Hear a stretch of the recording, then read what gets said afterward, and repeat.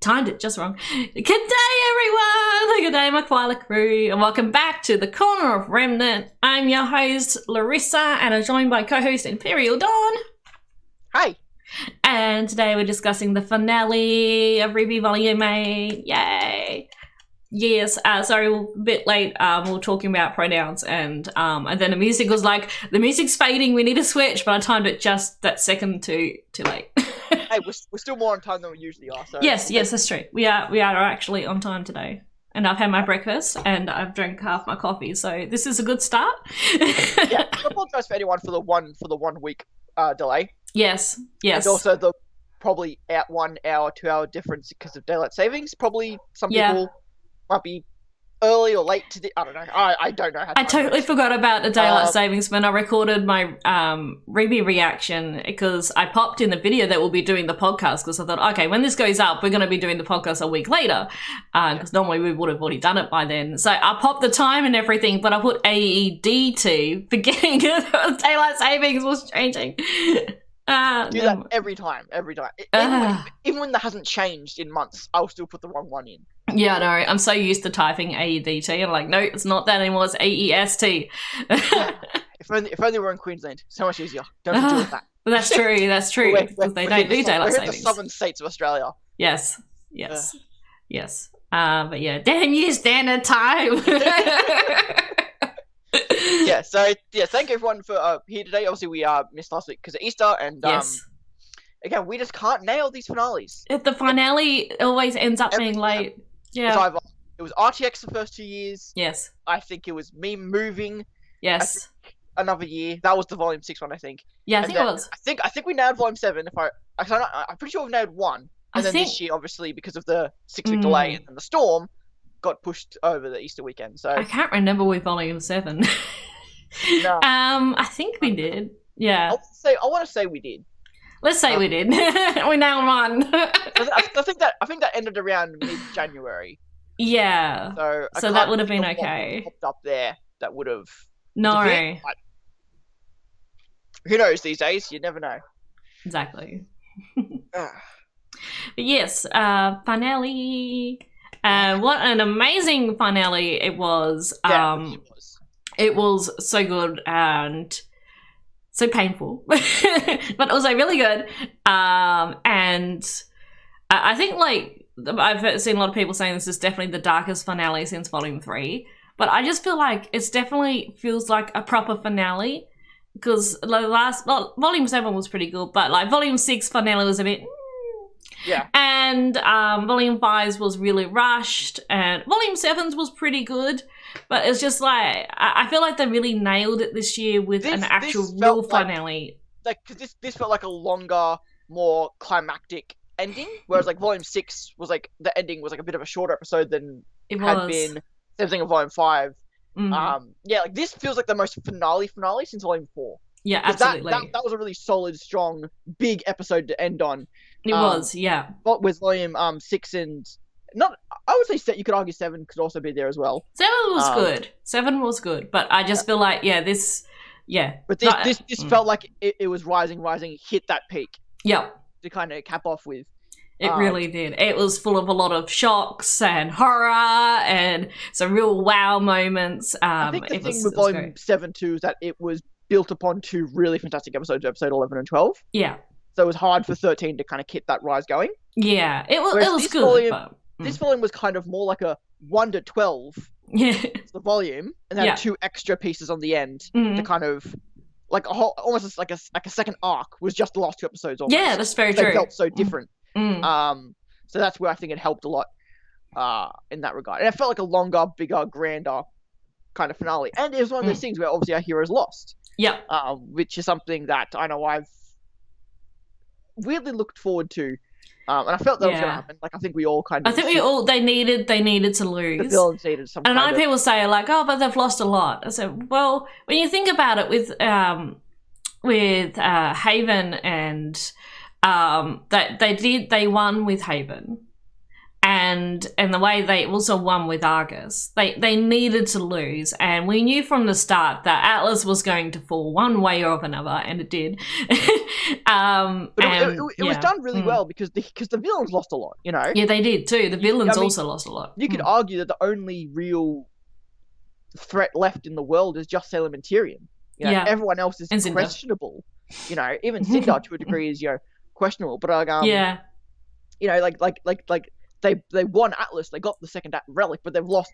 They lost a lot. They've lost everything else. They've lost Watts. They've lost, you know, Hazel and any allies they could call upon again. And I think also this and the last volume have really helped to establish Salem in her own mind that she doesn't need this help. She can do this herself. She can do this herself. So I think that's why her losing all of her allies works. It doesn't feel like it's taking the villain as a whole down.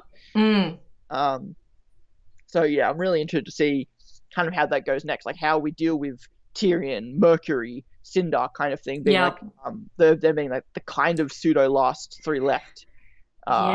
On the villain side, and if there are there anymore, you know, again, we've had things of Leo and Ironwood. You know, do we trust Theodore? I think at this point we kind of hope we can. I feel like we can, especially after reading the books and everything. I feel like he's a bit impressionable, but is very loyal to Osborne.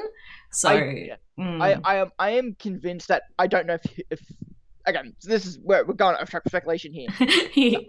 I don't think he'll make it. In the end, Theo, but I don't think we'll lose him to Salem. No. In that, like we kind of had. I wouldn't say we lost Ironwood to Salem. I think that's very incorrect, but we still lost Ironwood regardless. Yes, unless he ran into we did lose Leo to Salem. I see a lot of people speculating that maybe he would have ran into the vault, but I don't think so. I only saw that recently. I would say a part of me would love for Ironwood to come back as like in a weird sense, it's like at the end, towards the end of the series, it's like a Terminator-esque reveal, and he's here, just good again. He's just here to fight, whatever. He's on our side, all good kind of thing. And he just helps us at the very end. Like I'm not saying like a big arc for Ironwood after this, but like he just shows up in the end. Yeah, he helps. It ends. But and I will say, if there's anyone to survive what happened, a half robot would. That's true. I think believably out of anyone. I think I like to think that he's finished. Like we've had his story, and it ended unfortunately. Yeah, well, ended as it did. I feel like I'm satisfied with his story arc to finish there, but I could definitely see possibility of him coming back. But I kind of hope not. I think similarly. Exactly, Corey. I'm just saying, if he were to show back up towards the end of the series, it's like, sure, I could tolerate that, but I am more than content with his here. It's very similar to Adam in that sense of where this is like a character that we've known for so long, a villain we've known for so long, and I feel like we have wrapped him up very well. Yeah. Terminator I would be pretty cool. Yeah, like that's kind of that deal. Like he kind of just shows up. It's kind of just like a kind of like mutual, like let's just accept this, let's go on. Exactly, AC. And the vault is interesting. Again, like if Atlas is destroyed, does the vault door still exist, or would it be trapped in that realm? Well, that's it. Way out if the vault door is destroyed or anything like that, or how does that work, kind of thing. I think there's enough room there to believe it. I think Ironwood surviving is a bit more likely than Watts surviving. Yeah. I think Watts is done. Do I have to say I told you so?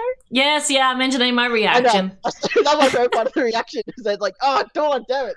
God damn it, Dawn, you were right. I sincerely hope he doesn't come back. I don't want him to. I'm over him. Yeah, I just feel like his story's wrapped up, nice and tidy. That's it. Kelly doesn't appreciate villainy. She just wants heroes to be good and win. She doesn't appreciate any villain that exists in the show. She never has. I like it. Again, like there was, I just felt there was something so sinister, weirdly sincerely about what Cinder said in the end. Then, as soon as Salem was like, "What did you make?" and I'm like, "Oh no!" And, I'm still a little unsure about that because with Ambrosius, he's not meant to destroy, but she said she's added extra flames into Atlas, and flames are. Fire is a destructive force, so in a way it is destroying, but I thought maybe it's kind of a loophole, but it was just yes and no. Well, I think the idea is that the relic can't like in creating something, it can't actively destroy something. You can create something that can then destroy. Like again, like right. Yeah, I guess you could create a weapon that creating the fire doesn't destroy something. The fire that then the fact the fire was created kind of does. It's not as but I mean, I guess the only thing. Okay, so what's dying? I haven't seen too many people too like up in arms about it. I'm sure there are people out there. I think we kind of saw it coming, but his story's finished up as well. Like, yeah. Again, it makes sense that Cinder would do that. I like that. I love Cinder's episode. I thought she was just really dominant and really kind of threw herself. And she was acting smart for once. Yeah, I've really liked how they And though she kind of lost it at the end, but again, I think as a whole, while there's still some just like, you know, maybe some nitpicks in the way Jessica performs her or the way she's written, etc., etc. I think overall, I think they did a really good job of reinventing Cinder this volume. Yeah, did a really good job. The only thing I guess I'll say with Watts is, again, it makes sense. We're not with Atlas no longer in the picture. Do we need a hacker scientist around anymore? I think is the main thing. But I'm thinking back in Watts never once interacted with any of our 4 main heroes. No, he never didn't. Yeah, that's true. Any involvement at all with any of our heroes. And thinking back, like that's crazy to think about. Again, it's very true. I didn't think of that. It just comes down to how, I don't mean this in a negative way, but how bloated and how big of a cast the RWBY show is, and how small of like a time they have to kind of tell their story.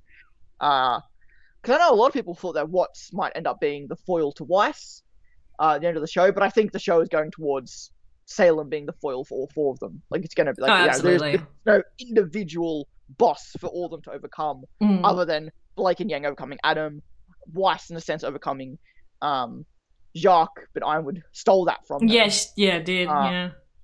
Which is I wonder if Winter knew that's what happened because she didn't go back for him. So yeah, to be fair, Cinder kept over. Yeah, she did. Yeah, I don't think Winter cared as much as Weiss did.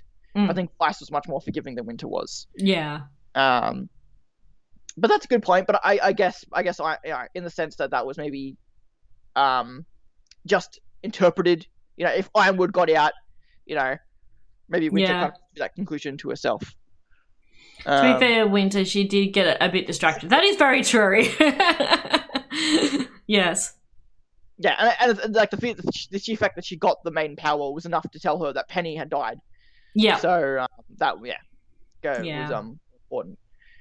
But yes. For sure. I have to say, this was a crazy episode. It was a very crazy episode. Yeah. It didn't exactly go to plan. No, it didn't. It definitely didn't. No. Well, if we wanted to go over the episode from start to finish somehow. Well, we had that first shot with Monstro and another, fade from black start. Yeah. Monstra. Monstra. I call him Monstro. He's Monstro to me. Monstra. I think exactly didn't go to plan. No. It's inspired by Monstro, but it is Monstra. Monstra. Okay. Well, Monstra! And we see Salem putting herself together. If these days calling people by what they're calling is such an important thing, then we should call the monster by what it's called. Okay. Don't want to offend Monstra. Restrict Monster's name. Restrict that half-dead corpse. The half-dead corpse of a brim whale. Yes, we saw Salem putting herself together. Considering what we got in the post-credit scene, because obviously that's what kind of assumed Salem reforming would be the end of the episode. Yes, I kind of did it at the start. Obviously, she shows up later, but and I love throughout the whole episode the teasing of her return as well. Yep, with Cinder's arm and then the screech. Oh, that screech! Goodness, yeah, she's pissed. Yeah, I love that.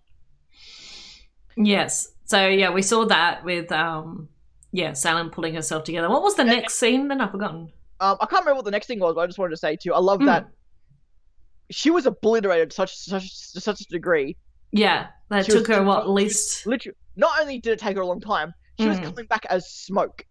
Like Hazel had crushed her solid form into liquid. She was obliterated from solid to liquid to gas. Yeah, that's how bad. Incredibly destroyed she was. She was gassed. The amount of pressure and force it would take to turn a human into gas. Completely obliterated her. Yeah. Ugh, I don't even want to think about how much that would take. Jesus Christ. Yeah. So, yeah, she was dead for a moment, I guess. Well, at least over an hour. So I'm not sure exact time, but I know like Ironwood gave the gang an hour to make a decision. So I'm thinking she was literally at least a couple hours. A couple of hours. It probably took them a while to get to the Schnee Manor before they got there. I'd say a couple of hours. I'd say probably a couple hours. Yeah. Which I think also ties into Hazel mentioning earlier the longest she was gone for was a couple of hours. So I think that would kind of like just poetically match what was said earlier. Yeah. Even if Salem was just teasing Hazel in those moments. I think it would just be like they said that there, so I think it's fair to assume. Yeah, and then it's fair to assume that's about how long it took for her to get herself back together again. Yeah, because it was going to happen eventually. It's just like how long it would take for it to. Yeah, like we question like would she come back before Atlas fell or not? And I guess I was say thankfully there. But actually, she pretty much. It would have been great if she didn't, and then she came back and it was like water everywhere, underwater. Yeah, I will say because I'm sure we'll get to Wonderland at the end of this. Yeah, but just to start this off before we get into that, I loved the I assume this was intentional, but I loved the reference, I guess. I can't think of the right word here, of Atlas becoming Atlantis. Yes, yeah, I saw some comments about that. Yeah, becoming Atlantis, which was pretty cool. It got me thinking because watched Avatar: The Last Airbender and been watching Korra, the next one, and it was really interesting because it's set like after the characters from Avatar: The Last Airbender, they're all grown and died, and made me think if they ever did something similar with RWBY, with having it generations later, that Atlas not existing, that it being underwater, just a frozen tundra, made me think like that will become like the new norm and they'll forget all about what Atlas was. It just made me think of something like that. So that'd be really cool too, because I mean that would also unlike say Korra, that would also with Atlas being the one that's gone, that would also keep Remnant in its stalemate. Like it wouldn't, like the technology wouldn't be advancing anymore. It would kind of stay this more kind of more medieval fantasy thing. Whereas with Atlas, Korra, that was more like like future tech, kind of futuristic. So it kind of keeps that more medieval fantasy feel that like say Vale had throughout the rest of Remnant, which I quite like. Like I've always loved RWBY's setting, has like this neo-futuristic fantasy medieval land, kind of thing, sort of future fantasy-esque. Whereas like say for example the before times was a bit too medieval. Like where Salem and stuff existed and all that kind of stuff. And then like Atlas was almost like very, very kind of like modern in a sense. So it'd be interesting. Like that's a great point that I love. I'd love to see some sort of like future series. Like generations later. How Atlas plays the role in that, kind of thing. That'd be really interesting. I just imagine the which also I think ties into this quite well. The Valerius, the Vasilis family, Neptune's family. All have water-based semblances. Leave Argus and go like start a new kingdom, literally underwater. And Atlantis. Atlantis. Oh yeah, that would be cool. I thought that'd be quite funny. So I can't quite remember what. There's so much to this episode. So There's so much in this episode to go over. We're kind of jumping around. So it starts off immediately with the Ironwood winter fight. Oh, that's right. Yeah, is the first little bit in this next here. I love that. I love the kind of like more like slow, methodical pacing of the fight and stuff. And I love Ironwood like trying to kind of justify his actions and stuff. But I do love Winter's retort of like, you were sacrificing everything else, not necessarily yourself. So I love I love like the dueling perspectives on the situation. With those two especially. The technology still exists. That's true. It's going to be slowed down. It's not going to progress as much as it was. I can't imagine it'd be progressing or more. And then we jump back into the central location. Yes, there's so many things going on. We have, Cinder and Penny fighting. Man, they love just doing these kind of like maidens. Yes, just clashing, just fighting. It's so good. But flying around. We've got a lot of nice sword play later with like Weiss and Cinder to make up for that kind of stuff. But then I loved Weiss's save with the Lancer. Yes. Was a nice little thing, and Penny like reflecting on like how all Cinder wants is the maiden power. I can, we can all get out of this. If you just let me, and which also ties in nicely, pardon me, to what Penny said at the start of the volume, where she was like, I can get the relic and just end this with Salem. It's almost like she has a similar reflective kind of thing here. Yeah, where she's like, hey, Cinder, I'm the maiden, you're the one you want, leave all them alone. Yeah. So it's kind of like a nice parallel to her thoughts at the start of the volume, similar again here at the end, just with, but rather than Salem and the relic, it's her power and Cinder. Yeah. And again, to go back to Cinder's, again, like Cinder just attacks them, doesn't let them just fly away, shoots them down. No, she doesn't. Yeah. Which is always just like, it's such an obvious thing, but you're surprised how often people don't do that. Yeah. Like, they're getting away. It's like, okay. Well, nope. It's really simple stuff, but again, trying to reestablish Cinder here, in her role. Yeah. For sure. Again, Jean and Nora reestablishing themselves, what their priority is, getting people through. Yeah, and I was like, John tells Nora, bring everyone back you can. I'm like, no.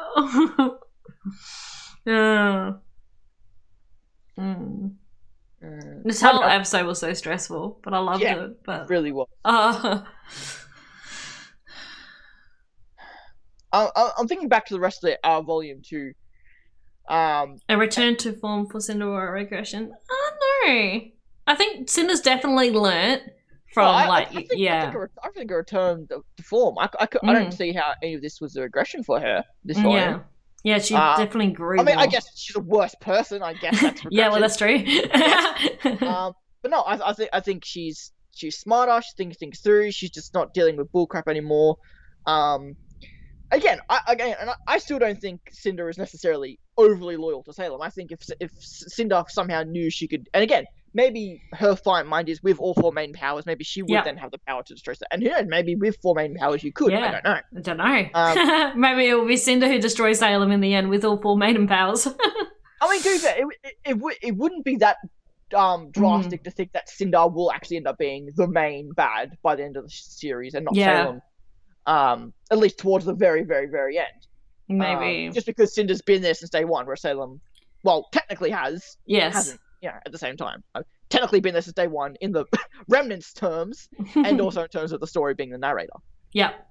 I feel like a big point of this episode really showed me something that I feel like a lot of what happened in this finale especially wasn't built towards incredibly well. I just mean that like a lot of things that happened in this episode didn't come out of nowhere. They were based on stuff that had happened in previous volumes. That's true. Yeah. But weren't necessarily built up to this point. Like, a good example being, like, Jean killing Penny. Yeah. Like, sure, you could say that, well, Jean's been keeping her alive the past 3 episodes. That's true, with the aura, and now he has one us to kill her. But then you think of, say, Nora or RWBY, that I feel like I've had a bit more moments with Penny this volume, and like Penny even asked RWBY to kill her earlier in the she did episode. Like I don't know, like I'm just thinking like back, like maybe like again, I love what they did in this episode. 100%, I wouldn't change it, but I feel like a lot of things weren't foreshadowed. No, or at least there were a lot of red herrings. I guess maybe is a better way to put it. Yeah, a lot of things to me, RWBY killing Penny would have made more sense, but I don't mind that John did it, just in terms of what they were teasing. Yeah. I guess so. I like in a way it was Jean because it was just such a surprise. Yeah. Yeah, like I don't think they had like again with the Neo thing, like we didn't have any mention of Neo by our heroes. Yeah. I felt like the fighting them here was a bit hollow, like even just like a mention of Neo by our heroes, because like at least Juniper knew that they were here, that she was here. I feel like Jean and Cinder, there was no sign that we're going to get more of that this volume. We just did, which isn't bad because there's history there. Again, it feels like this volume wasn't building towards that. It wasn't building towards another Weiss Cinder, like it wasn't building towards Weiss being the last survivor. No, definitely not. I loved that she was. But again, a lot of things I don't think built towards the beats this episode hit. Yeah, and that's not a criticism. because I love the beats they hit. Yes. It just felt like, here's, again, when I said by this volume was 12 episodes. Yeah. And then another 2 Another 2 added, yeah. That's, yeah. Which again is fine, because it's all built on stuff, but I feel like the last 2 episodes were built on previous volume teasers and foreshadows and stuff. Corey has some good points too. Yes. Yep. Yeah. Yeah. Yeah, I think the Aesop stuff is definitely a good example of stuff where it's like, you know, they were there, that's something with them. And again, I don't mind the Aesop stuff. Again, but that's a good thing. Like, Vine's sacrifice. Yeah. I don't think it was built on at all, really. I love the moment. I love that it did it. I love, you know, you could argue that when Vine said last volume, extending your aura could have been a tease to this. Or again, Vine in the last 2 episodes especially being a bit more like unsure about what's happening. Yeah. But I still didn't see that kind of sacrifice coming. But that's not a bad thing. It was interesting with that because I was showing my brother my reaction to the episode because he loves laughing at me crying. And at that moment, like, he said, "Oh, you didn't get upset about that." And I said, "Well, I was a little sad, but I didn't feel as invested in Vine as I felt in others, like Penny, for example." Yeah. Or something uncontrollably. So, like, I felt like we could have got a bit more with the Aesops to build a bit more of a relationship with them. So when that came with that moment with Vine, I would have felt a bit more invested than I did. Yeah. But, yeah.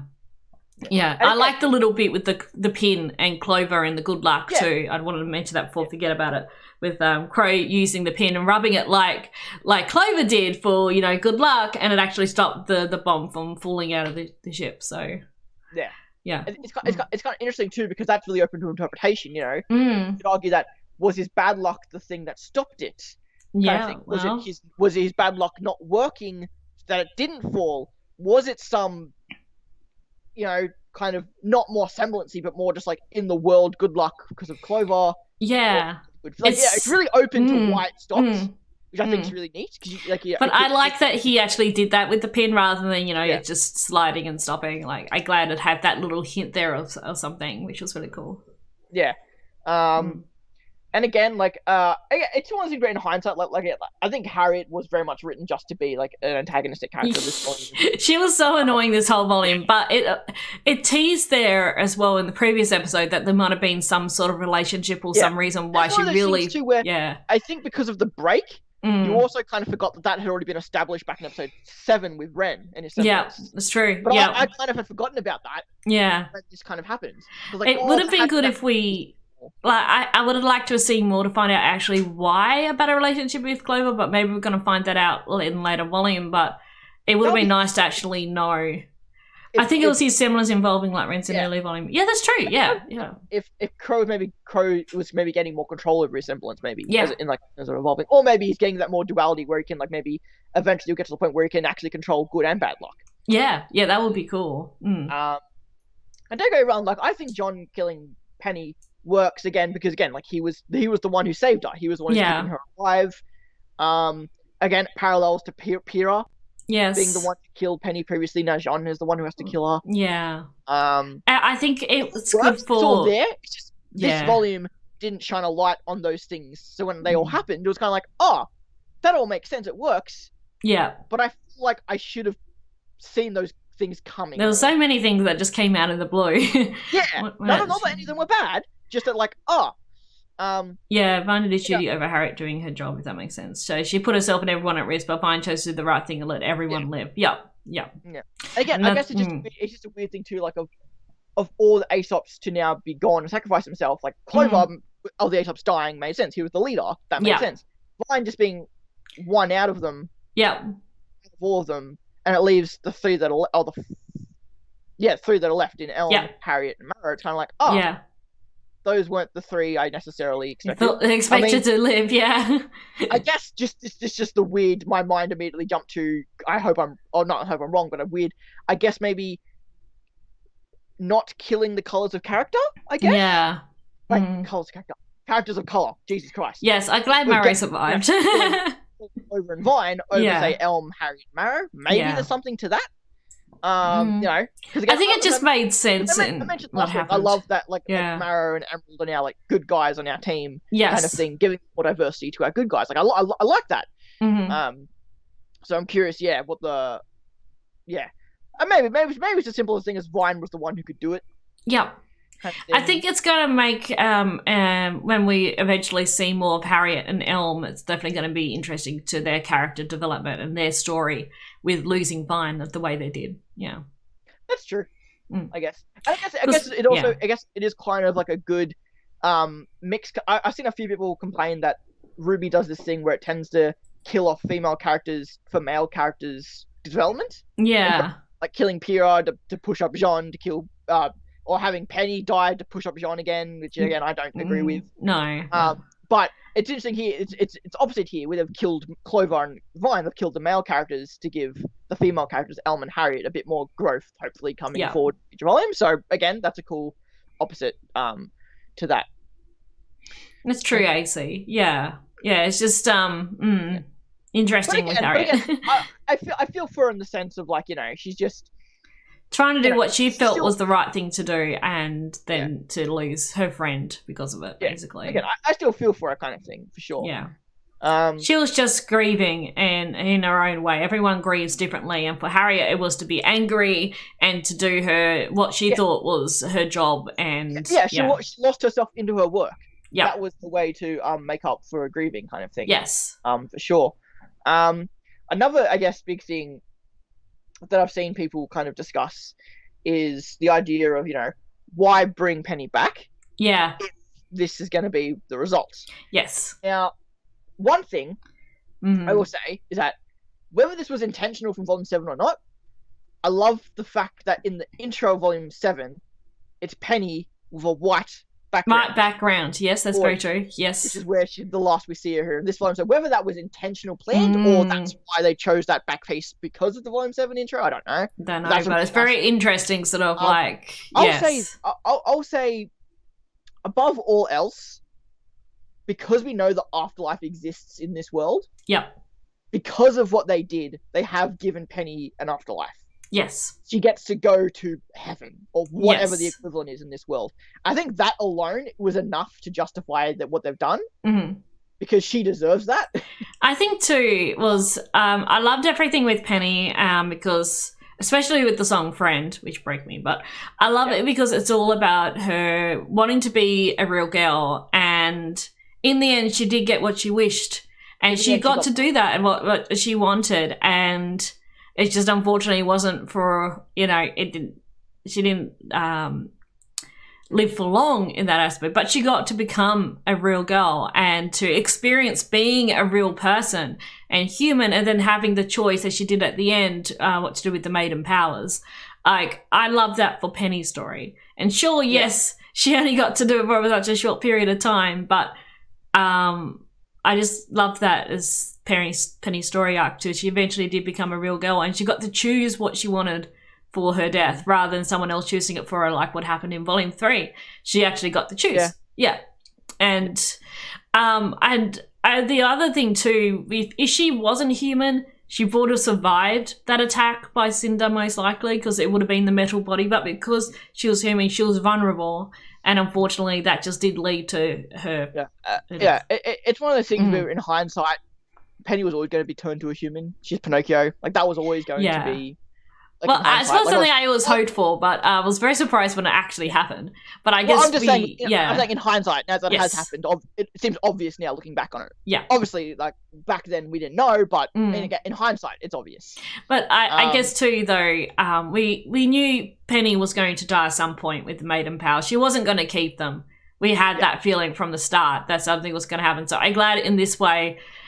Winter still got them, and she was always meant to get them, but Penny got to have them for a period of time, which was good because not only for Penny's story and her character, but also for Winter. And and I think that was definitely more meaningful than Winter just getting them from Freya at start. It's definitely a thing for me that yeah, exactly, Corey. It comes down to my again, like, I love Penny. Penny's my favorite character. She always has been in RWBY, and I'm sad to see it go. But I'm not mad at the show for that. Like, no, I've always thought that mentality is ridiculously stupid. To have that mentality. I feel like her story's finished. Like I would, her story is now finished, and as much as it hurt and I was upset, But I feel satisfied with her story arc. Yeah, it's one of those things where I remember I had this conversation with myself. I don't know if I said this on the podcast or not. Maybe. But RWBY exactly. Actually, yeah, she did. Yeah. Yeah, RWBY is just a Final Fantasy fan fiction. That's what Chris always says. Like that's again. We know Monty was heavily inspired by Final Fantasy. Yeah. And that's all it is. It's not meant to be the Last of Us TV show when that ever comes out. It's not meant to be The Mandalorian. It's not meant to be some amazingly written story set in a pre-existingly great world. It's just 3 guys came together and wanted to write their story. Yes, yeah. And we're just along for the ride. We've said that since day one, since we've been here, and that's what we'll always stick to that. Always, yeah. So it's not meant to be some amazingly well written. It's just, imagine if you wrote a fan fiction, and you got the money to turn that into a show. Would you just want to do what you initially wanted to do, or would you try and make it a perfect show, but lose? Especially when one of the original creators is dead, and you're trying to keep the parts of the story that he absolutely wrote for it. Mm-hmm. I wouldn't want to change the story. They've brought in writers to make it as good as it can be. Yeah. But I don't want them deviating from any course. Because it would be better for the show sense. Yeah, I agree. I think especially, and again, I don't think it's fair to say that about all shows. But I think for RWBY, in the context of why it was made, how it's made, what the creators what happened. It's a story they're telling, like, because I love to do creative writing myself, and I know it isn't perfect, but it's a world I want to share with others, and so I write it knowing it's not perfect. No, everyone's going to like it, but I'm sharing this vision that I had.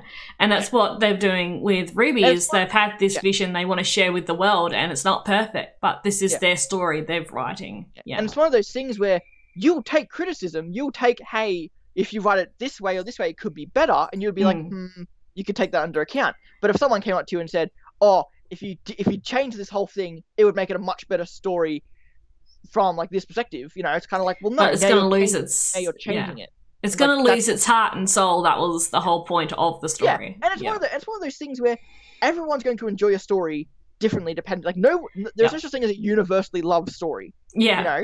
Again, I loved WandaVision. Not everyone did. I liked it. I'm not particularly enjoying Falcon and Winter Soldier that much. But I'm going to start watching that. Kind of thing. So everyone likes different things. Depending on your life experiences, all that other kind of stuff. But going back to my initial point, I was trying to say, that I really, again, my perspective screwed me here, because I really thought they were building something for Nora and Penny. Yes, I really thought that there was potential there for the powers to go to Nora. Yeah, as you always were saying. Yep. But again, what I mean by these 2 episodes felt very disconnected, and again, not in a bad way, but because again, Winter getting the power makes sense from all the Volume 7 stuff. Yeah. But it wasn't built upon that much in Volume 8. No, it wasn't. You have the subtlety of what's running his finger along Penny's sword, and Winter looking stressed at that. But that was about all we got for Penny and Winter's friendship this volume. Yeah. But it was built on really well in Volume 7. And again, I felt they felt like they were more building towards Nora. Now again, that was just meant to be a parallel between them and them finding themselves. It wasn't meant to be them establishing a friendship for Nora to get the power. Absolutely. It's them sort of relating with their own personal battles in regards to finding themselves and being who they want to be. But again, I misinterpreted that. So Nora not getting the power, while I was like, oh, man, I would have done that. But again, that's not how the story's being written. And I love that Winter Penny was like, it was meant to go to you, so therefore it should go now. And that Penny thought of Winter, in that moment. Yeah. Yes. And it was really cool to see them like both being like frozen in time, brought into this raw, kind of have that moment with each other. It was so adorable. I loved it. It was so heartbreaking, but it was just so beautiful. And I like how Winter, saying that she was the one who was the machine, and that Penny was the real maiden. Yeah. It was just that was a really heavy put in Volume 7. Like, that was a really major thing, especially like in the dinner room scene when they both leave the room. And that's really established there. Yeah. Like, Winter's following her orders, Winter's doing this, but Penny doesn't understand, because in her mind, speaking from the heart makes more sense to her, despite her being the machine. Yeah. So that was really cool that they brought that back. There's always the summer maiden. That is very true. I mean, I right now I'm kind of this is gonna be out there, random and weird. I think the last time I thought about it, I can imagine Ilya, if she gets back into the story, her being the representative. There's a reason why I'm saying this. It's because of like each maiden has a personal connection to one of our characters, and I think the only one that I thought that didn't have that at the moment was Blake. So it makes sense for Ilya to be a candidate. Yeah. But if, say, Tim Coffey get back into the mix, maybe like I think Velvet would make sense because of her power base being more like summoning weapons. Yeah, she'd work as a maiden the same way Penny. Velvet will be amazing. The same way that Penny could like have swords, but now she's lost swords. She used maiden powers instead. Like that worked in her style. Whereas say RWBY having the maiden powers, you'd lose so much of what makes RWBY RWBY. Yeah, that's true. Yeah. Whereas I feel like Velvet, you wouldn't lose much of Velvet if she had say the maiden powers. But that's all depending on if either of those characters get back into the main story, which they might not. We might see them again, but how crucial they'll be to the story. It's very true. It really depends on where they're going to go with Vacuo.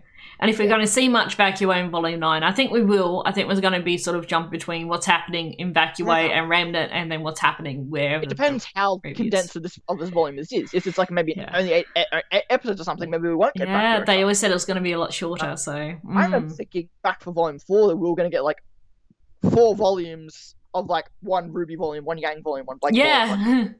Wrong about that. Yes. So I don't know if they do something similar here. It might be just all RWBY in Volume 9 and we won't get back to Vacuo and everyone until Volume 10. If it is a shorter volume, I could see that. Yeah. For sure. I love Cinder this whole episode just because I felt like so many times she was just, again, like she wasn't, like again, with attacking the Lancer, with cutting the ribbon. Yes. So many times she kept doing things that seem obvious, but a lot of shows don't always like. Again, RWBY does like to take its moments to talk in fighting. Yeah, it does take those liberties to do that for impact. But this was just like every opportunity took advantage. I like the RWBY and Neo fight. It would have been nice if there was a mention of Roman in that fight, but I thought it was really good. And I love RWBY just saying, "Oh well, if it's me that you want, come get me," sort of thing. And then I was like, I love that when she used a semblance to jump underneath the bridge and everything. I love that, and how in the end she was hanging off Neo. It was kind of an opposite with what happened with Yeah, well, you're right. It was a parallel to Volume 3. It wasn't a super obvious one, but it was subtle and it was there. Yeah, I just wanted to mention before I forgot, because I really enjoyed that little moment. And then, of course, we started taking the lantern and knocking them both off. Yeah. No, I love that. I love the choreography there. I love RWBY. She, again, like I said, parallel to Volume 3, she threw a scythe again. Yep.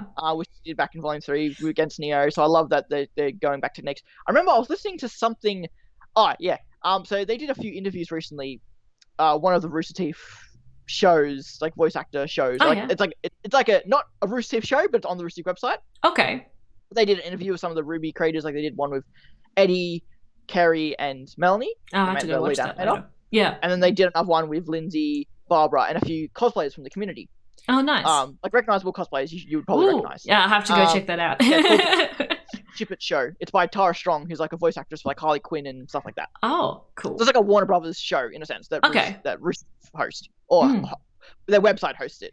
And like Melanie was mentioning how like whenever they do go into animating fights, they go back and watch Monty's stuff, like the trailers and stuff before they do a scene and stuff, which is really nice to hear they do which that. Is like, nice, that's really like the nice thing to hear. I ship it? Okay, cool. Yeah, I should go check that out later. Ship It show.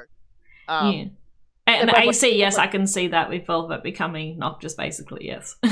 Sorry, I just had to mention that, yes. So I loved it. Again, it was one of those things, again, where it was focused, but it was a bit short, but again, I feel like we're going to get a lot of Neo next volume. I think we're going to really dive into that, like the Roman stuff. I think Neo, like when I was talking to Kaylee Shinobu about it, and we're like, Team RWBY and John was a bit of a surprise that it kind of makes sense, but Neo is the wild card in this that we definitely weren't expecting Neo to fall, and like what difference that's going to make too, because she's really a wild card in this. It's one of those things where this volume is, I think this volume has always been like a thing. It was always going to happen. How we're going to get to falling into the void and getting to this mysterious place was probably like, I doubt they thought from day one that they're going to use the relics to create a portal and fall off. Like, but regardless, them ending up in this world. I wonder if it was something Monty had an idea. It's like, oh, wouldn't it be really cool if Team RWBY went into this alternate sort of reality wonderland thing? Yeah. From the writers, I think the writers have all but confirmed that was the case. They're just getting to that point. Just getting there was probably the thing that probably changed over the years. Yes. And again, I definitely don't think Neo was a part of that initially. No, probably not. I could definitely see RWBY and John being a part of that. Yeah. Team RWBY and John being a part of it. But again, there's been series a long time. Like, is Neo meant to be Cheshire Cat? And a lot of people the writers have disputed that. But maybe it's their chance to maybe go, oh well, maybe we could. That's kind of cool. I like that idea. I've also heard a really cool idea that that perhaps this isn't Wonderland and perhaps this is more of a Neverland situation. Oh, right. Yeah, of course, Neverland. Makes sense. Apparently Neverland is meant to be like a limbo, like an afterlife. Yeah. It's familiar with the Peter Pan story. Yes. So it's one of those things, it's either falling down the rabbit hole or is it an alternative to death? Yeah. Which both, I think, are equally make sense. Yeah, both do make sense in a way too. Is this meant to be like Wonderland, Neverland, and Idrisil? All in one. But I'm wondering if that's what's kind of meant to. Yeah. And I also think too, like, I hope when we get the Tales of Remnant fairy tales that we're going to find some more about the girl who fell through the wall. Because, because that was teased through this whole volume. And I like that idea with the whole the girl fell through the world might have been based on someone a girl who actually did do this somehow, managed to find a way to where the guys are now. Somehow. But, I could definitely see a lot of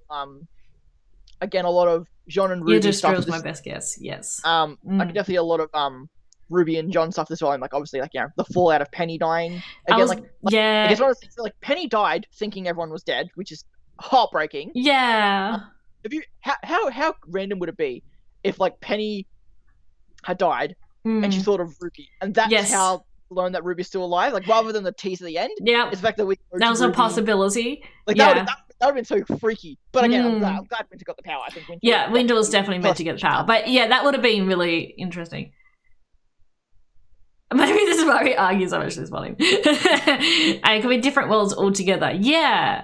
I also thought too is Penny's body. That could also end up there too. Yeah, just seeing RWBY finding it or something. I'm like, oh no. It's a horrifying thought. It's a horrifying thought. Yeah. Also, again, the citizens at Cinder had blown off the thing. So that's also them too. Our 6 heroes. But I could definitely see this moment where we really delve into Neo stuff. Yes. And again, this is definitely more like, it's like RWBY was planned. I think Jean being here justifies his 1, 2, 3, him being a main character in those 3 volumes. Yeah, he's the lead male character, yeah.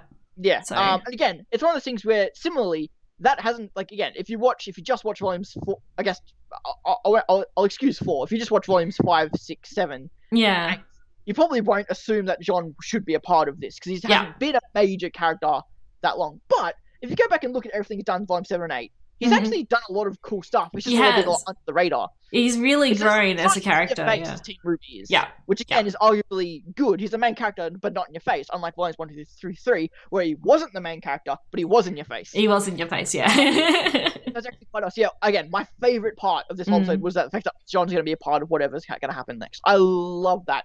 Yeah. So much. Same. I love John. He's just. I just love it. He's just his whole character. Again, talking about character arcs and his story and how much he's growing from when we first introduced to him in volume 1. And it's just for him to be, for him to be what he has been these last couple of volumes. Another thing too, just to talk on John. I'm really curious how much of our volume 7 character designs were done in the thought of what's going to happen next, because John has banana hair. They're going to a tropical world. All of the RWBY outfits have alternates where they're much more summary. As his RWBYs, takes the jacket off. RWBY has a sleeveless version. Yes. Weiss just takes her top coat off. Yeah. I mean, Blake walking around in just her catsuit will seem weird if that happens. But I can also imagine, I think I saw a different version where she still had her belts on. Oh, yeah. And it looked a bit more normal. Or she still had her belt and she had a backpack on. But it was just her in a catsuit walking around and be like, I mean, again, Nothing is the cat suit. I'm not here to judge. I'm not trying to sexualize anyone who doesn't want to be sexualized or anything like that. The potential everyone fell into different worlds. That's also a possibility too, AC. Yeah, they may not all fell into that world. Yeah. That's also a point. And again, I've theorized with the idea that they're all going to interact with someone. They could all interact with someone who has passed. Again, RWBY maybe. I'm not going to say Summer, but I'll say RWBY maybe interacts with Penny. Yeah, I could say Neo is haunted by Roman or sees Roman. I see Adam, Blake and Yang being haunted by Adam. In that's more like a darker twist on that, where like they're rather than seeing someone they're dead, they're more haunted by someone who's dead. Yeah. You can see Weiss running into a grandfather and kind of or Jacques. I thought maybe Jacques, but again, I think grandfather probably. But I think maybe getting a more Nicholas thing, kind of establishing that, because that's something that was established back in Volume 1. Yeah, was Weiss in a relationship with his grandfather, but it hasn't been touched on since. And if this was a pre-Volume 1 planned idea, it would make sense for that then to pop up here. Yeah. Grief is a major theme. Yeah, because it was a real big thing in Volume 4, so I think it'll be really good to have that again, and how they deal with it differently than they did back in Volume 4. It's one of those things too, where as far as they're concerned, I imagine there'll be a few episodes here where they just accept the fact that they lost. They failed. Yeah, they failed. That's it. They eventually find a way out. Are they in the afterlife? Are they actually dead? Like they're gonna have no idea what is going on. No, we don't either. I think it's just that unknown with knowing how it's going to go forward, like we were with the end of Volume 3 and how it's going to move forward with Volume 4. I do want to mention about the scythe. So I really liked with Crescent Rose. So at the end of the intro, we had Crescent Rose in the snow. And then at the end of this, with the end credits scene, we had it in the sand. I really love that comparison too, because there were so many things with the intro, which of course happened. And I just really love that. Like, I don't know, it just seemed to just like wrap up the volume with, to see the Crescent Rose in the wind, in the snow, and now it's in the sand. And I just love that sort of. Yeah, but I mean that's a really good point, AC, especially if it goes with the idea of this being the world tree and all of them ending up in different realms. Yeah, because like in the is it Norse mythology? Oh, is that right? I think that's right. I think Norse mythology is right.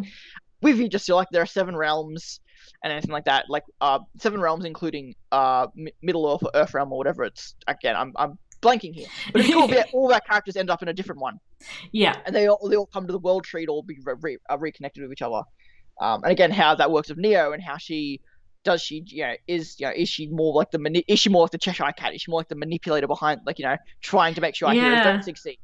That'd be interesting. Really, but I kept wanting to mention, we kept jumping around it, that the idea that like Neo is here as, like, again, I don't think it's unfair to say that Neo is here for fan service sake. I don't think Neo, being a character who wasn't planned until Volume 2, wasn't even planned until the episode came out. It's like the last second that Monty put in Neo into episode 4 of Volume 2. Yeah. That, again, she's back in the show arguably for fan service. While they've said that she was always going to come back in some sense. She came back early. We know she came back early in Volume 6, so that was a bit earlier than expected. Yeah. Because they wanted to give Cinder more juice on the bone of her story in Volume 6. So yeah, I don't think it's unfair to say that Neo will be a part of this for fan service sake. I think I really like how they've. Yeah, I really like with Neo. She was saying she was a character that Monty threw in there because they needed another character in there with Roman. But how much she's built on now. Like, the fact that she's now a full-on character, part of the villains. She's working her way into being a main character, not as main, of course, as Team RWBY, but she's gone from this throwaway, tossing character to someone that the fandom loves so much. And I think the writers, too, are like, we've got this really mystery, interesting character that we can do so much with. And I like how they've done that rather than just throw her in there. Like, she's really come integral to the story. And the fact that she is going to be now with the guys in Volume 9 and wherever they are, rather than just having her just die or continue with Cinder or even get... I was hoping she was going to get kicked through the vacuum portal. My reaction is she got kicked through one of the portals. Like, kick her through the vacuum or what?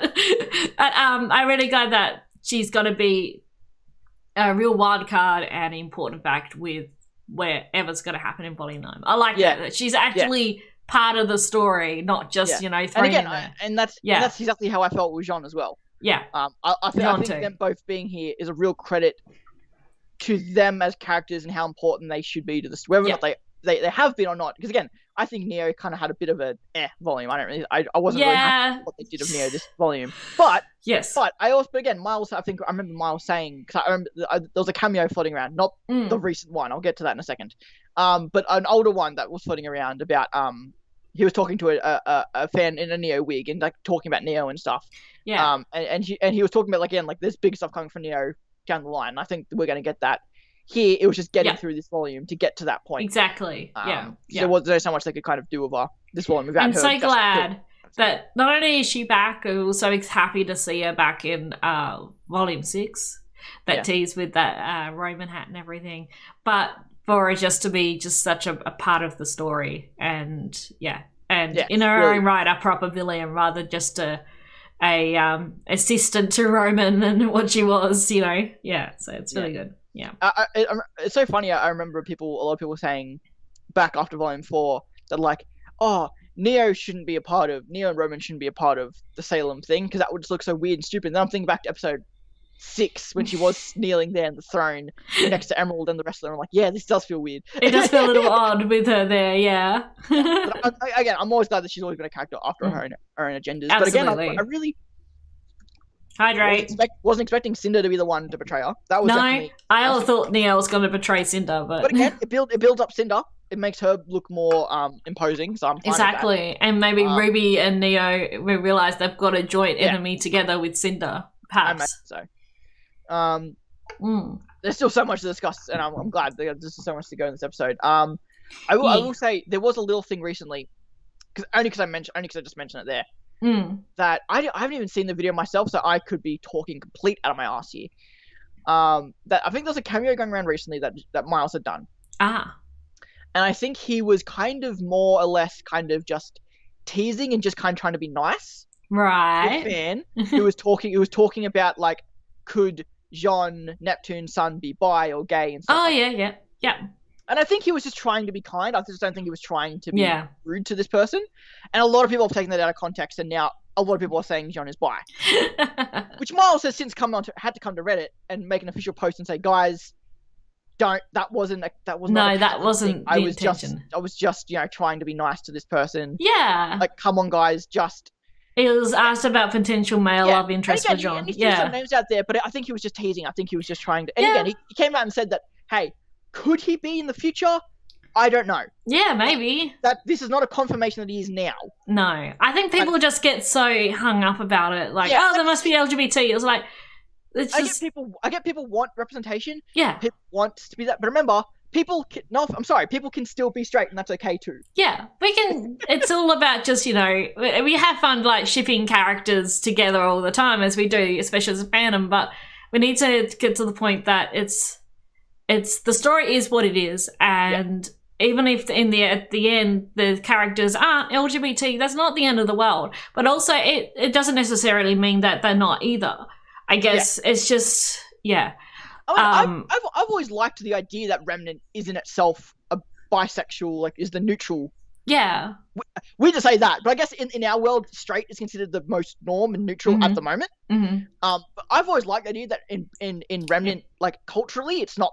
It's just not a thing. That straightforward. Yeah, I like that idea too. Yeah, I think we discussed it previously in a podcast that we like the idea that with Remnant, if you like someone of the same gender as you, that's cool. It's not a big thing. It's not out of the norm. That in Remnant, the only discrimination that exists is just fairness. Like I don't think there's a race sexual discrimination in Remnant. Just from what we've seen, I don't think that's the case. This is not a part of the culture of that world, where it is a part of the culture of our world, unfortunately. Yes. Yeah. Or at least some culture. I wouldn't say the culture of our world, but some cultures of our world.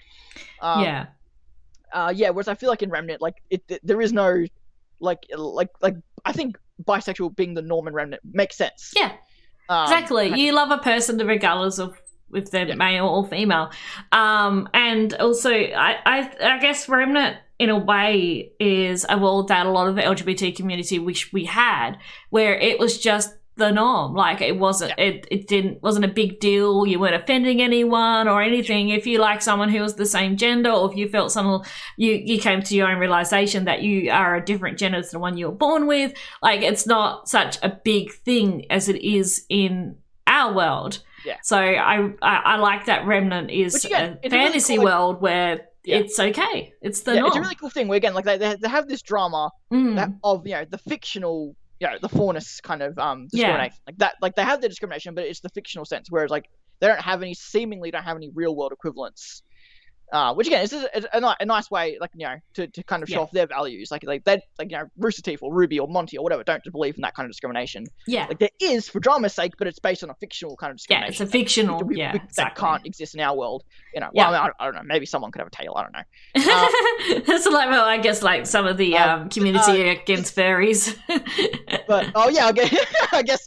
Nothing wrong with furries, okay? But yes, would make that argument that fairness, okay. I guess. The anime and gaming community are always against them, but yes. As long as you're not hurting anyone, do whatever you want. If you want to keep it to yourself and just whatever, that's exactly. I think as long as it doesn't compromise on the story, any orientation can be whatever you want. Exactly, yeah. And I think people need to, like, these characters are written as they are characters, and if it ends up down the track with it making sense for their character art and development for them to be LGBT, awesome. If not, doesn't matter. Another thing too, people can just change, but people can just decide, or not, maybe not decide, but can just, like, they can change over time, and their perspectives and stuff can change. As you grow and develop, like, I always thought I was straight. It's more to the point now that I know I'm not. Like, characters develop over time, and people develop over time, and if it happens, it happens. Max, did you fart? Jesus Christ, dog. Oh, dang! It smells so bad. What have you been eating? Touching way to end that moment. Sorry. Max, my dog, for those who are watching who don't know, he's laid out on the floor here. I don't know if you can even see it on the camera, but he's laid out there. There's his feet. Laid out there, and he just a silent and deadly fart. Jesus Christ. Sorry, moving on from that subject, I think. But I really liked John this episode, especially, like, again, like his whole thing was, like, first and foremost the evacuation. Yes. But then he needed to do something, and tries to get Nora to help, but obviously they don't know, they can't come back. No, so he's sent to join the others because he's realised they need help, so he's gone to join them. And again, I like that it is Weiss, John, and Penny against Cinder. I really liked that it was again. It's one of those things where, again, I'll say that I love that. Yeah, I definitely don't think that was teased or foreshadowed particularly well. I didn't see that coming. It just happened. It's a bad thing. It's just it wasn't as satisfying as I expected it to be. But it was just a combination of events that led it to being them as the last three standing. Well, like Volume 5 makes sense for Weiss being there to fight against Cinder. And Weiss dual wielding, yes, which I missed originally my reaction. I'm surprised no one's brought it up in my comments. Oh, you didn't notice that. But, like, obviously, Jean with obviously the Volume 3 stuff, Weiss with the Volume 5 stuff, and then Penny with 7 stuff. So it makes sense that those are the last three standing against it. Again, I love that. I just watching this volume and not the previous ones, I definitely wouldn't have seen that coming. No. But I quite liked it. Again, like Cinder over Arm, knowing that Salem was coming back was really cool. Yes. She splits off the other two, scares them, and then Penny concerns Penny, and then obviously that happens. Yes. I love Jean. I will say the line of Penny, like, you don't have enough time to heal me, was a little corny. Yeah. A little corny, but again, it was the idea that, again, just finish me, make sure the power goes to Winter. That will be that will happen. That will help faster than you just healing me now. It was a very fatal wound, which would have taken time to heal. When we think about when Weiss got impaled, that took quite a long time for Jean to heal her up to the point where she was able to fight again. So I think it just came to the point then Penny knew she was dying. It was going to take too long to heal her. Cinder was probably going to finish off Weiss at some point and then come for them. I love this. So, again, again, I'm not a big shipper, but I always have liked White Knight just because it's kind of been seeded for a long time. While it's kind of died off, I still love whenever those two are together. So I love. Yeah, Weiss was also out of Aura as well. Yeah, that's very true. Yeah. But I loved how I really appreciate that Jean had faith in Weiss to kind of be like, Hugh holds Cinder off. Weiss is holding Cinder off. We've got time, but I felt that was really endearing. It was. To say that. And obviously then the two trying to walk through the portal later. Yeah. But I love like Jean like having to do that to Penny, and like how like again like. That scream, Miles nailed that with that. So, well, not really a scream, but that just Yeah, I love that took shout of emotion that he did. Yeah, Mars just nailed it because it was so heartbreaking. It wasn't really a scream, it was just more like just a shout of just the horror and sadness of what he had to do and what he just did. And that was just like, oh, John.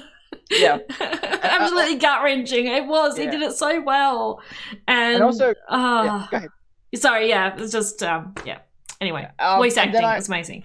and then I really, there was something I thought, obviously again, because obviously John had to see Pyrrha do that to Penny back in Volume 3. So kind of like he has to do the same thing himself. But there was something I've really loved about, obviously Weiss and John trying to escape together because they're both like hurt and stuff. I love that they call back to the shields he's used in the volume. Yeah, he threw one of them out. That was really nice. And then obviously I love Cinder using the ground explosions. I love that. I love whenever she does that kind of stuff. Weiss falls off the edge, and then there's something really endearing to me. I'm going to use that word a lot because I love that word. They probably don't AC at this point, but okay. There are two things that I do wish were a bit more clear. Was one, if again, like with the Neo thing, I would like a little bit of RWBY just mentioning the Grim Arm. No one said, "Oh, you have a Grim Arm," because this is the first time they've really properly seen it. Yeah. Obviously, her Silver Eyes reacted on 2 occasions in the last 2 episodes to where that's, I guess she does know, but again, it felt like that was a teased big reveal back in Volume 6. Yeah, and it wasn't really stuff. But then it kind of hasn't done anything with that. It's just I guess it makes sense with everything else going on, but it would have been probably nice for them to say, "You have a Grim Arm," and then RWBY realizing that's why her Silver Eyes affected her so much. Yeah, but the other one is I do wish there was some reference to Weiss's wound. There was a lot of Cinder in this episode. It wasn't really anything at least with Adam. There was that one scene where you could see he was looking at the wound, of Blake's wound, and that was it. But that was all I wanted. I just wanted a nice little reference to that. Yeah. I wanted something similar with Cinder and Weiss here. Yeah. Again, their relationship isn't as personal, so maybe it's just an afterthought. But again, that whole injury of Weiss has been such an afterthought. I get the fact that John healed her to the point where it is an afterthought, but again, it's still an emotional, mental moment. That's true, Corey. I'm not sure if they really saw it as much, but they never mentioned it. Yeah, maybe we might get a bit more in Volume 9 where there's going to be a bit more reflection and RWBY's going to think that we why the Silver Eyes affected Cinder so much because of that. But, so the point I was getting towards is that I love that in the end when Weiss was gone, that it was Jean and Winter with a 2-1 left degree. Yeah. Because, like it or not, I would argue the 2 people in the show that love Weiss the most are probably Jean and Winter. Yeah. I don't think it's too bold of me to say. Yeah, I'd say so. RWBY as well, but yeah. Sure. But I don't, I think because Jean has had those feelings for Weiss in the past. Yeah. And has got to grow with them and kind of evolve beyond that. And maybe I'm speaking from someone who has had loving thoughts for someone that didn't go anywhere, but then that kind of grew into a friendship. I have a lot of real life experiences from that. I have plenty of partners who I'm still friends with to this day because we didn't end on bad terms or anything. So I guess I'm really I love John because of that. Yeah. I'm a big fan of John because he kind of has dealt with that with Weiss. Yes. Yeah. So I really love that. Yeah, it was Weiss and Winter. John and Winter being the 2 there to deal with that. And I will say, how many people are they going to build up to want to kill Cinder? I know. Because we have Raven, RWBY, Winter now. There's so many people who have kind of built towards killing Cinder. At this point, I'm like, she's just adding to her enemy list. Who's going to finally do it, and will it be satisfying? Yes. So much. So many people. It's kind of like when last volume when we were like everyone wanted to kill RWBY. All of them remnants against Cinder. Yeah. Because I feel like there was that way towards RWBY. We have Tyrion, Neo, Cinder. I feel like we had a Sailor. We didn't know what Salem wanted at the time. We were. I feel like a lot of people wanted to get RWBY, and who would be the one to finally do that. Yeah. But now it feels like we're doing the same thing with Cinder, and I'm going to be who is the last who actually does it, and will it feel satisfying? Yes. My money's still on Jean, but then again, he has overcome that after. He has. He doesn't Though have that. I think it'd be nice to be Jean and RWBY together, but. I love that emotion. He came in with the glider, there was tears in his eyes after he killed Penny and the fight. And I will say that, man, I love that we've got a bit of swordplay between Weiss and Cinder. Yes. Because I love swordplay. I love that kind of choreography. It was in the background, but yeah, it was there. Yeah. There were a few shots of Cinder and Weiss actually fighting. And yeah, I do love that Weiss was using Gamble Shroud. I do love that. I do love that. But I feel like a few times this volume we've had Jean in a fight where he doesn't really do much. Yeah, he hasn't. No. He had his moment fighting the Sentinels in episode 4, but then he got 2 hits on Ironwood, and then he did much of the rest of that fight. Yeah. And then here, 1 strike and his sword breaks. Now, that was when Ruby's scythe fell, that was such like a heart-dropping moment when that happened. I was like, oh no. When that happened, like, oh god, that should be a huge that was heartbreaking.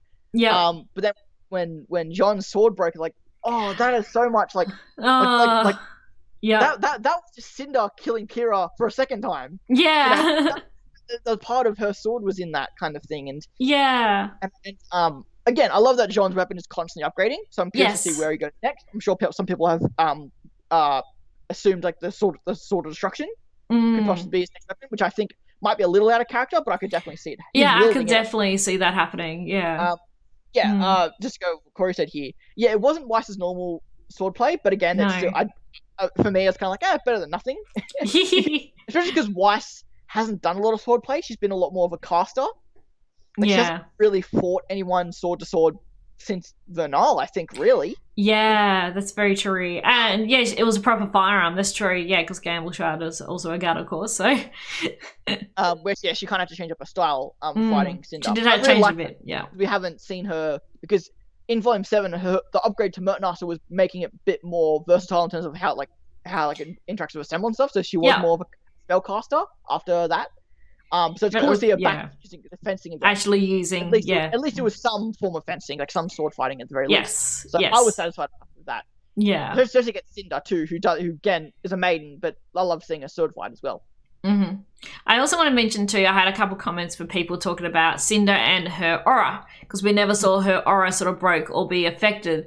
And I think this is also part in her maiden powers as well, because she was using her semblance in part, but it was part of the maiden abilities as well. And I'm wondering, not that we know much about maiden powers, but the maiden powers also may mean either like they still got their aura, but it's not really as much as the importance of someone who doesn't have maiden powers. Yeah. Well, or if it increases it or improves it. 2 points to that. I don't think Cinder really got any fatal hits this whole fight. I don't think she would have affected her aura.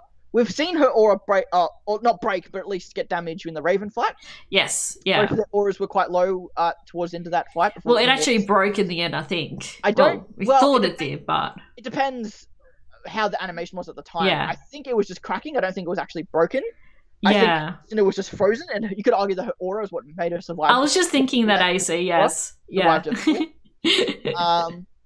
I think the idea is her aura was like weak, and that the fact that she was frozen, her aura is what saved her from the fall. That's possible too. Or the maiden powers might have done that. Or the maiden powers, and that's a good point too, because a lot of people have argued that Winter's aura broke. Yes, she used her semblance later in the episode. Yeah, but it was the maiden powers. More of her maiden power fueling into a semblance, because I feel like when you're the maiden, you can use that magic to fuel a semblance the same way rather than using your aura. Yeah. I think. Yeah, that's true too as well, Corey. Yeah, they don't show aura until people are getting low, so it's just possible Cinder just didn't get to that point. A really big hit, or basically it's lower. But I think they've done a pretty good job in this volume. This volume, I think, last few ones of differentiating between breaking and just like weak kind of thing. Yeah. Really, really big damages. Like basically, it's like especially like Ruby's was really obvious. Hers was like fucking pixels going everywhere. We did mention before, but I do love the parallels in the Ruby Neo fight, and I loved also too. It's easy to miss, but Ruby was crying during that fight. Yeah. But it's very easy to miss because like just the skin tone and the eye color and the tear color is. Well, I love like Ruby sitting above Neo the same way Neo was sitting above. Yeah. Ruby in Volume 3, and also again Ruby throwing a scythe, which she hasn't really done apart from when she fought Neo in Volume 3. It's a lot of good stuff. And she got an aura back because John tried to heal Penny, and then Penny soul joined Winter, giving her a bit. Yeah, that's possible too. But I think it's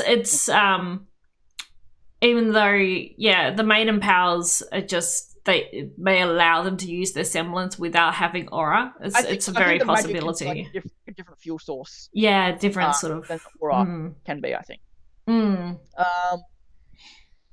We've jumped around a lot this episode, so I'm just trying to think if there's anything. I don't know if there's anything with. I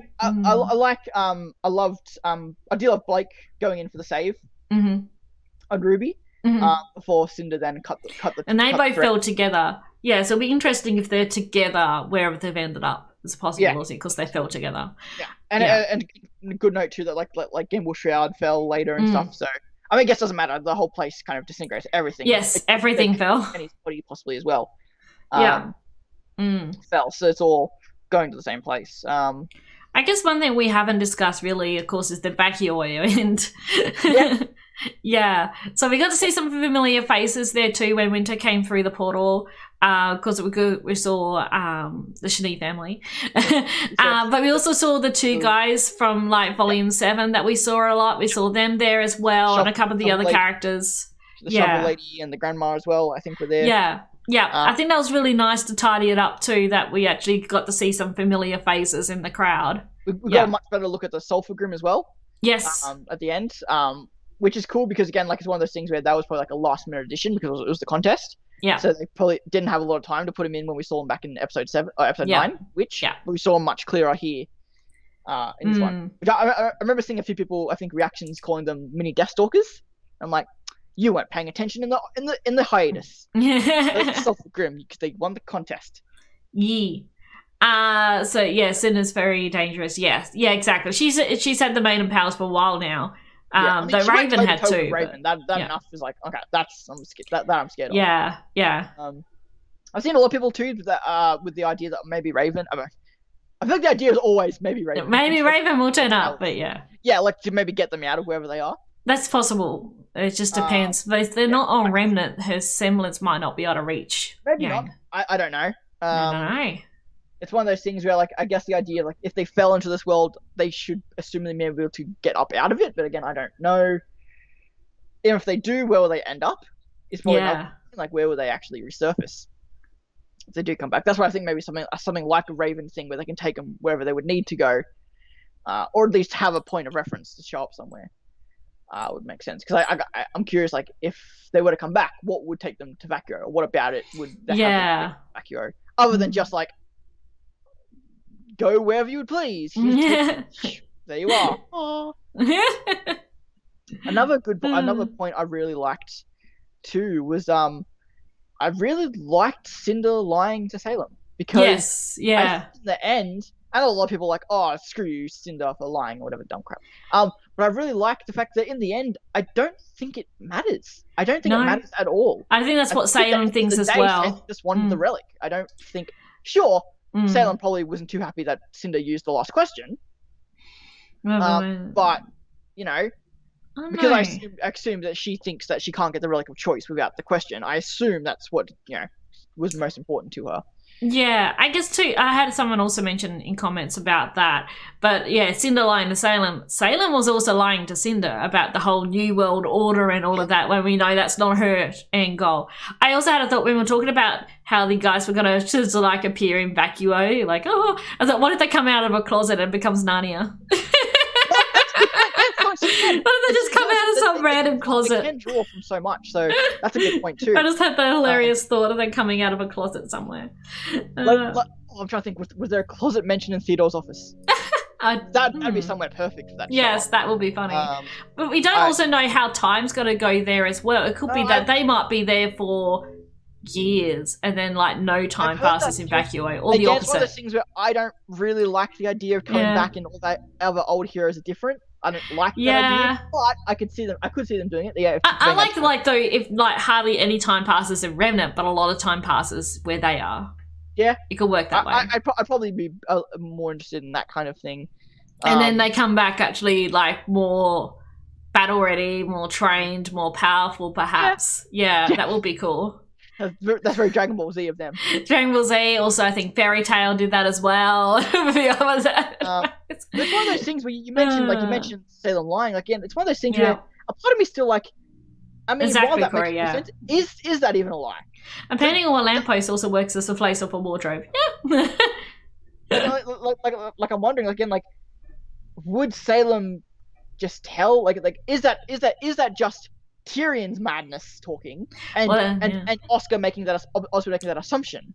Well, I think also too that like Salem is very used to using people for her own goals, and she knows Cinder wants to, you know, become all powerful, and what that's going to matter if she's going to die in the end. So I guess for her to keep going with the whole plan of New World Order is keeping Cinder under her control, because she knows that's what she wants, more power and such. So yeah. But yeah, One Piece to Training Period too. Yeah. Part of me also is like just willing to kind of at least tease the idea that, like, I could also imagine Salem having that same logic with Tyrion. It's like, oh yeah, I'm going to destroy the world. You'd love that. Yeah, that's true. Yeah, she could. Yeah. But no, I do agree that makes the most sense. And again, like, Cinder probably wouldn't be for destroying the world, kind of thing. Yeah. But then again, why tell that to Tyrion when Tyrion could just tell everyone that, and that could just tear apart her whole plan. That's where, like, maybe Tyrion, she hasn't told Tyrion, but that's what Tyrion just assumes. Yeah, because he sees Salem as the devil incarnate, and you know, all of that. Believe Tyrion if he said that. Yeah, and that's the other thing too. Can you really believe what Tyrion says? Also, I love that game. Like, the final word was the final word. The final word. Checkmate. Checkmate. Which I love too, because that meant that the next line was silent. Yeah, and everything else was silent. Crow yelling out in silence to Ruby and Yang. Yeah, not knowing what happened, like not knowing 100% what exactly has happened to them. Yeah, and the whole volume, I loved how we mentioned before, the one-word titles for everyone except for this one. But in the end, the final word was a one-word, checkmate. So I really liked that as well. It's really good. I love that. I love that a lot. Yeah, I love that a lot as well. And just that scene with seeing Atlas falling, and then all the water coming in and covering it. It was so good. It's one of those things where I saw Atlas fall, I'm like, oh man, I knew that wouldn't be as cool as I was hoping it'd look. But then with the water, actually, you know what? I'm happy with that. It was so good. It was so good. Yeah. And again, teases into this idea of maybe Atlantis, like Dallas becomes Atlantis in the future. I'm just trying. I'm gonna look through a little write-up I've done, see if there's anything else. I think we've anyone got any questions or other ideas they want to mention? AC, Corey, Kaylee, if you're still there. I mean, Cinder with the line, "And you should never have been born." Yeah. It's like that's a strong line. You should never have threatened me, and you should never have been born. It's one of those things where, again, like, Cinder's obsession with Ruby has kind of dwindled after Volume 5. Yeah, I think she's sort of got to the point. That's kind of become more Neo's thing. But again, it's one of those things where I would love to get a real good deep dive into why Cinder. Again, it could just be as simple as, again, you know, I lost my arm because of you or whatever. Yeah. And just because, like, you know, you made me look like a fool. Yeah. You know, you insulted me, kind of thing. I could accept that, but I'd really be interesting to hear if we'll get, like, a real good explanation as to why Cinder has this despise for Ruby. It could even be a thing. It could even be a thing to do a backstory, like maybe a privilege level thing. Yeah, maybe. Like Cinder sees Ruby as the kid that got everything she wanted. Whereas Cinder didn't get any of that. She had to work and kill and all that kind of stuff. Like, you know, Ruby was chosen by Ozpin as, you know, this kind of thing. Yeah. Speaking of, there was a big. I can't remember what the context was to this. Oh, okay, that's right. It was to some of the Twitter posts I'd done over the past week. I love the idea that. Didn't the amateur arena say something about Cinder devising those with natural talent or something? Yeah, I think there was about natural. Yeah, there was. We talked about that. That makes sense. What I was referencing from. With Ruby and her silver eyes and everything. Yeah, like Ruby, like entitlement and privilege, having the silver eyes. Oh, that's that's an idea Ace mentioned about the other world being inhabited by the gods' new creations. Maybe this is the world they went to. Maybe, who knows? It's one of those things where, again, I'm still very anti the gods coming back in any sense. Yeah. But I like the idea of their new creations. I really hope this is going to be something that will help train them and get them more powerful and battle ready for the final battle against Salem and Cinder.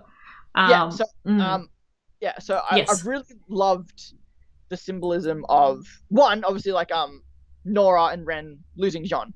Yes. Like go back to Volume 6 and like we don't want to lose you kind of thing. Yeah, Nora they have beating on the portal because Winter will probably tell them what happened. Ren saying no one is replaceable, and now like Nora and Ren have both now lost Pyrrha and Jean, despite how much Jean meant to them after losing Pyrrha. Now they've lost him. Yeah, they lost him now. Concerned. Yeah, I'm really curious to see if we'll get much on that. Yes. Again, depending on how much screen time Vacuo gets next volume or the volume after. Yep, and the green team. But I love that. I love Oscar, Ren, and Emerald. Yes. Sure. I guess they're the new team now with Nora. There you go. What is that going to be, guys? But I really liked the idea that in this fight, like let's say for example, Ozpin didn't choose Team RWBY. Like it wasn't Ozpin's. I don't think it was. I think Ozpin's grand design to have Team RWBY be the ones to help him defeat Salem. I think he was just like Team Coffee was. They were just the star. Team Stark, I guess in a way Team too. Stark, well, again, like I imagine Team Stark was maybe a bit more like you're going to help me defeat Salem kind of thing. Yeah. I don't know if that was his intention with RWBY. It was just a matter of a silver-eyed warrior, the daughter of probably the strongest huntress there ever was in Yang and Raven. You have the heirs of the Schnee Dust Company, who probably has more resources in the world, and you have Blake, who can be the symbol to get the Faunus to unite the world in the Faunus' sake, so the gods don't destroy the world, because if they unite the Faunus kind of thing. Yeah. I imagine, and it's one of those things where you could argue that Ozpin chose RWBY to be like this kind of like symbol and kind of like this like, hey, you're going to help me defeat Salem kind of thing. And then a far more better example was that as a Pyrrha. Pyrrha was chosen for this role. Yeah. But she died kind of thing. And again, I love the idea that Jean was a potential, possible, maybe, very unlikely, but just in case, he was a compatible to be Oz's host, which is a thing where Ozpin had no control about who he would go into. He had no control of that, but he saw Jean and thought, just in case, let me train this kid, just in case he becomes the next Oz, just in case, kind of thing. I've always liked that theory. Yeah, I never thought of that. That's kind of cool. So you have Jean being that, you have Pyrrha being the Guardian. Yeah. And you have Team RWBY being the star team, and they all have linked potential for greatness that could actually help Oz in the end. Yep, if everything all went to plan. And in the end, they're all gone, and all that's left were the two people who got dragged into all of this unnecessarily. Yeah. I love the idea. I love that symbolism that Ren and Nora are the only two left. Yeah. In this kind of like, not really 8 chosen ones. Yes. But kind of 8 chosen ones, but unintentionally. Really, it's all Crow's fault. It's all Crow's fault because he was the one who gave all the information. So, but in Crow's chosen 8, that in the end it's only left to Ren and Nora. Once they're fighting. Yeah. And I love how sad that is. Yeah. But in a very beautiful way. But it is. Like, we had the 2 teams from the first 3 volumes, and all that's left now is Ren and Nora. And again, and what I love even more about that is when Monty was coming, at least I believe this was the last I heard of it, that Monty had the least influence on these 2. Yeah. These kind of just like, well, we need to be a team of 4. Yeah. Let's have a character based on Thor, and let's have a character based on Mulan. And that was kind of all of Monty's input. He didn't really we don't know how big of a story they were going to have in this. Like, I can imagine Ren and Nora probably have more of a role in the story than probably was maybe initially intended. That's very possible. Yeah, definitely. And now that they're the only 2 left, I find really poetic. Yeah. I love that. And it's just so sad that the only 2 left. They are. of like the original pseudo kind of not really 8 chosen ones. Yeah. They're the only 2 that are left, and it's just sad. Yeah. Where are Salem and Cinder going? Where are they flying? They're just flying away. Maybe they're going to go back to Salem's home. I'm really curious now. Castle. Like, obviously, their next goal would to be get the Relic of Destruction from Vacuo. Yeah, so I might be heading to Vacuo. That's true, because Tyrion and Mercury would already be there or on their way there. Yeah.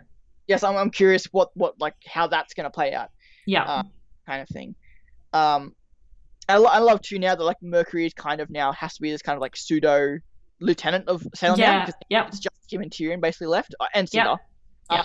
So which was foreshadowed in the intro, because Mercury was like side by side of Tyrion in the intro. Yes. It was like Hazel, Tyrion, Mercury, Salem. It's like, why is Mercury there? Why is Mercury there? That makes sense now. Have a choice. That's really the only one. Yeah. Can do it. And again, I've always liked the idea that Mercury is far better than we give him credit for. Yeah. Like he was back against Yang, and sure, he got kicked by Tyrion, kind of thing. But in a real fight, could Mercury hold his own against Tyrion? Possibly. Could. Being the son of the assassin, kind of thing, and him being again, it's kind of like he's far better than his attitude makes him be. Yes. If Mercury matured a bit, I think he'd really be up there as one of the best fighters in the show. We just kind of haven't seen it yet. We just haven't seen it yet. We could have Tyrion trains him up a bit. Yeah. I just imagine Tyrion putting on autopilot and just jumping at Mercury in the back in that little pod. It's like, learn to fight, kid. Well, is there anything else? We've been going for an hour and a half now. I think we're probably good to wrap, unless there's anything else we wanted to say.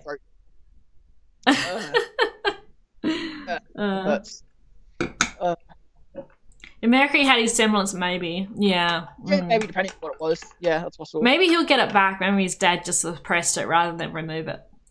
Maybe. It may be something like his semblance could evolve back. It just went really dark, I think, because it was really sunny outside for a moment, then the sun went behind a cloud and it got really dark in here. But yeah, thank you everyone for joining us this whole volume. Yes. It's been awesome. This has been a really fun volume. And it's been really good. I've been really enjoying our podcast, so yeah. We're looking forward to it every Saturday. Like, I get to discuss the episode, and it's good. It's really fun, and especially when you guys are here, just again joining in. It really makes it feel so much better. Yes, and if you're watching on YouTube, of course, just comment below any questions or anything you want to discuss, and we'll respond. I mean, again, I'm sure. I don't see why not. I'm sure we'll be back next season. Oh, absolutely. Yeah. We'll be back when the soundtracks are dropped. There is I believe there is a new book on the way. I think it was leaked on Amazon or something. Oh, okay. So I think SC Myers is working on something. Oh, yeah. That's meant to come out, I think, July this year, but we don't know. There's no real word on that yet. And there is the Remnant fairy tale series as well. Fairy tale show that hopefully should come out sometime this year. Apparently, I think it's been greenlit. It's just we don't know. It's been confirmed, but things can happen, of course. Yeah, so hopefully we'll get that too, and I'll be reacting to that as well. I'm hoping to post a few RWBY themed videos in the hiatus, so keep an eye out on my YouTube for that. We'll obviously be here when the soundtrack comes out. I'm sure we'll be doing a bit of that.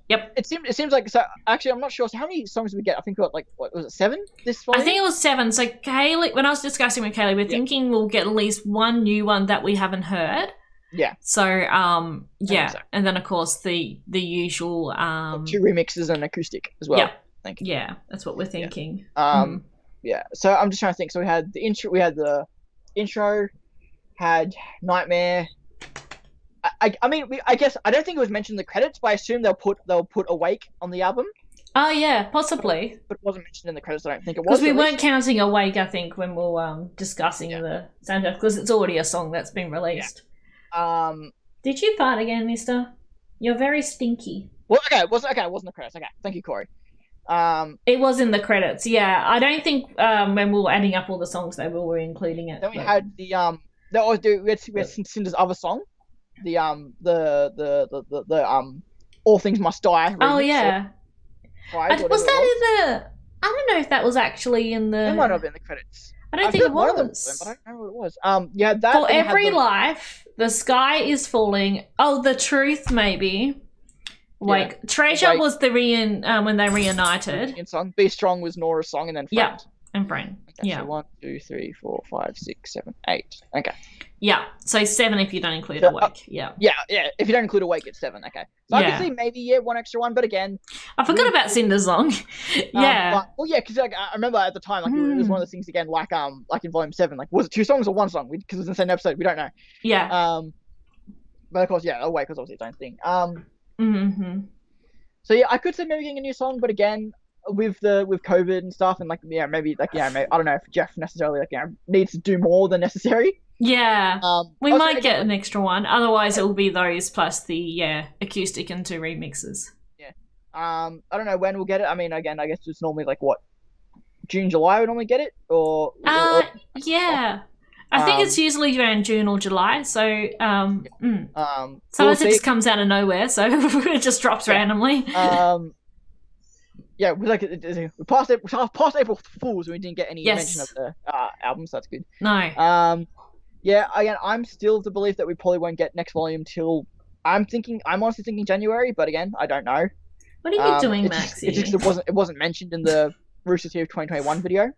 Yeah. Something I think for an early January release, then like a shorter volume. Yeah.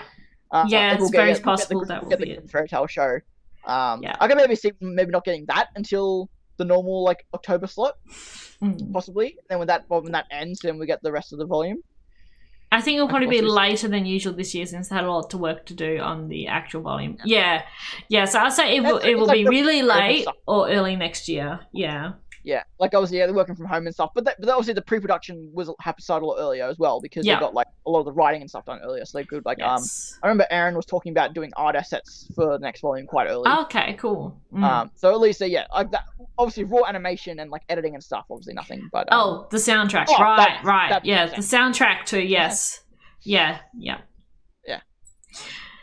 Yes. Well, I think we'll wrap it up there. Yeah. Thank you all for watching. Yeah, thank you very much. Seriously, it's been a real fun time, and it has. It's been good. Looking forward to doing more of it, and yeah, hopefully there'll be more RWBY stuff throughout the regular year, so we can come up. We have more excuses to come up and do these. Season 4.5. Naming conventions are hard. Yeah, I think it really did help as well having that break. So if there's not as many episodes, they might not, but it really did help this year having the break. Absolutely. Yeah, I've absolutely no problem with them doing breaks. Again, I watched Volume 4. That was like an episode every 2 weeks. So yeah, it was. Yeah, survived that. So. Oh god, that sun! Oh, look at how wide I am on my camera. Camera, what are you doing? Hey, hello. Oh Jesus Christ! It's because I moved down to get to get the grey one, and it's just what like. Oh. Hey, stop it! Do I need to shut the blind or something? We're about to wrap up anyway. Oh no! Let's become a maiden. Oh my god, hang on 1 second. I know we're wrapping up, but I was going to shut my blind. Very good. I was trying to think, there was something else. There was one more thing. It was raining before, and now it's so bright and sunny. What the hell?